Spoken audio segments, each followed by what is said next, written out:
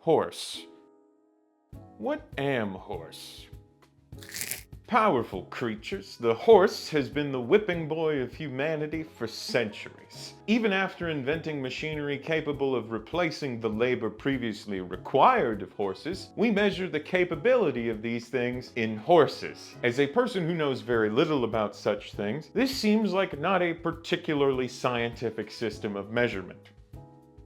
Regardless, the horse is intrinsically tied to how we think and operate as people. They have been our workforce at times, but also our companions, our livelihoods, our muses. Horses are responsible for some of the finest art of the human collective consciousness. Just look at Spirit, stallion of the Cimarron, or Pokey, friend of irrelevant cartoon character Gumby. These are the peaks of what we have and can make, people. But you know what else is peak? Kino, if you will, though please don't. Video games. So let's combine the two. Let's use the lens of video games to step back and look at how we have incorporated the horse into this art form. Still with me? Great. So, what am horse? Horse am friend. Games have a proud tradition of horse friends that stretches back at least as far as 1985's gun Dot Smoke, a distinction that developer Capcom really wants to be sure you make. In this game, whose IMO greatly improved NES version I will be showing on screen, a horse can be collected as a power-up that both speeds up your movement and allows you to take an additional hit before death. Your horse may be nameless, but even back then, we knew that our slavish and steadfast animal companions would literally take a bullet for us. But we've come a long way since then, baby. Nowadays, you have games with full systems supporting the rearing of your horse. In Nintendo's The Legend of Zelda Breath of the Wild and its sequel, Tears of the Kingdom, you are able to capture your own wild horse, break its spirit, and keep it in a stable forever, where it will never run the fields of Hyrule again. Unless, of course, something unfortunate happens to whatever horse says you like more than that one, at which point it will become subject to either your whims or the breaking of its reality's space-time continuum so that you can reload a save prior to whatever series of unfortunate events befell your last trusty steed. This sort of system is available with more detail too, as seen in Rockstar's Red Dead Redemption 2. I don't know if you know this, but unlike Link, protagonist Arthur Morgan understands the importance of communication. Look at that wet nose. Even while out on the trail for days or weeks on end, generally devolving into an ever hairier and smellier mess of a man, Arthur treats his horse friends with respect and dignity. Red Dead 2, or Red Dead 3 if you're nasty, features a system where you level up a bond with your horse from level 1 to a maximum of level 4. When fully bonded with his steed, Arthur's tone and certain voice lines used when talking to his horse actually change to reflect a warmer affection for the animal. That's my boy. This is, I think, the most interesting horse-related detail in this expansive and exhaustive cowboy simulator. Of course, games websites all chose to focus on the fact that your horse's balls would shrink in reaction to colder temperatures. Because the game's media field is doing just great. Thank you for asking, no further questions. Horse am disguise. I know this is shocking, but while wearing this mask, I'm not really a horse.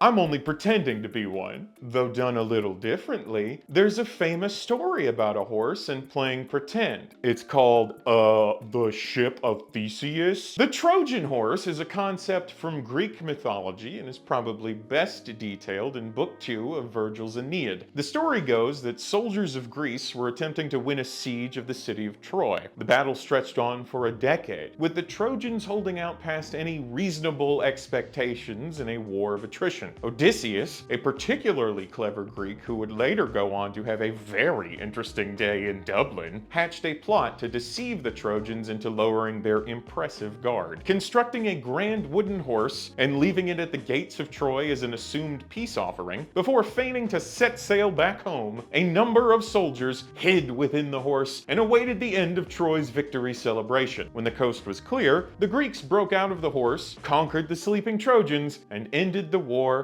in a night. In games, we have seen this same idea represented literally and metaphorically. Assassin's Creed Odyssey, the playable prelude to one of the worst games ever made, sees a pretty literal interpretation. Despite being rooted in Greek myth and history, the Trojan horse is relegated to a random side quest that is easily missed. In the Laconia region, after completing some very important errands for the local populace, the Misthios main character is given a task to deliver a basket to a Spartan soldier camp.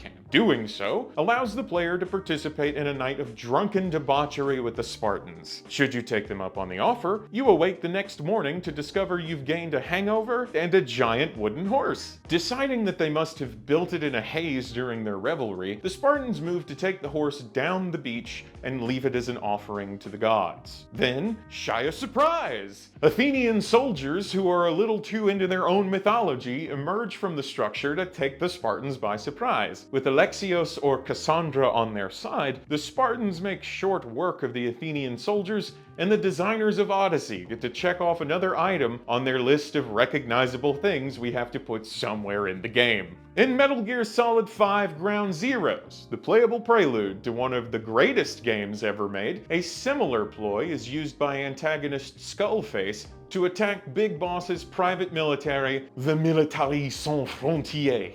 Using the guise of an international agency meaning to inspect the PMC's headquarters, that's Mother Base, on behalf of world governments, Skullface enacts a two-pronged plan of attack. Firstly, his combatants land on Mother Base when it is most vulnerable, as the supposed inspection causes a scramble on the base to hide the existence of their privately developed, nuclear-capable weapon, Metal Gear Zeke. Simultaneously, purposefully leaked information regarding the whereabouts of two former comrades calls Big Boss away from the base. While the commander infiltrates a US naval base to rescue the people in question, Skullface leads an assault that does heavy damage to Mother Base. Learning of the attack and rushing back to play a part, Big Boss becomes aware of a bomb planted within one of the hostages he rescued. This bomb is defused, but a second bomb planted in the same person ends up dealing damage to the helicopter Big Boss is aboard, causing it to spin out and crash. Big Boss is hospitalized and goes into a coma, leading into the events of Metal Gear Solid 5: The Phantom Pain. The entire Skullface plan is convoluted, but works as a Trojan horse equivalent in the Metal Gear world and timeline. This would be quite clever of me to point out, were it not for the fact that Skullface literally says,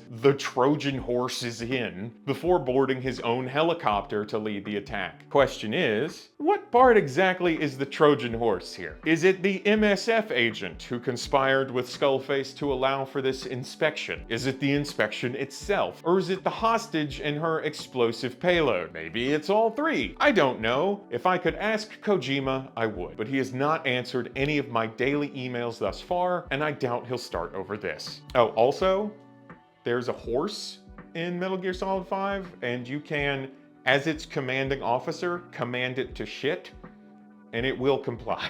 Horse Sam money! Every year, the state of my birth celebrates a monumental race held between horses. Despite my own feelings on this event, it will continue for quite some time to come. This is because it is a celebration mainly for the rich, and a fair number of people the rich have tricked into not thinking very hard about the implications of running a creature you perceive to be lesser than you to the point of sometimes literal death. Hey, it's alright though. Wear a funny hat, have some pie, enjoy a mint julep. Oh, it tastes like shit. Horse racing is not exclusively done in the United States, though I think we might squeeze the most ceremony out of it. In Japan, there are two national organizations who play a part in yearly seasons of horse racing, meaning that there are races happening through most of the year. The largest event of the year is the Japan World Cup, where the most elite horses and jockeys meet to determine who is definitively the best. Speaking of the Japan World Cup, there's this series of 3 DVDs out there that have been called a video game. I'd debate them counting were it not for my predisposition to visual novels, but regardless, they do exist and they are very Japanese. When playing one of these DVDs, a randomized selection of possible racers and animations are selected behind the scenes, while the player's only input is choosing which contestant they want to bet on. The lineup includes everything from a delinquent horse to an extra-large gorilla to two men in a horse costume, further proving that horse am disguise. Much like seminal work's Salty Bet, players are essentially watching an event unfold and waiting to see what hijinks occur along the way. Horse racing as a sport is very much about the destination, taking the gold, winning the pennant, making the derby, and so on.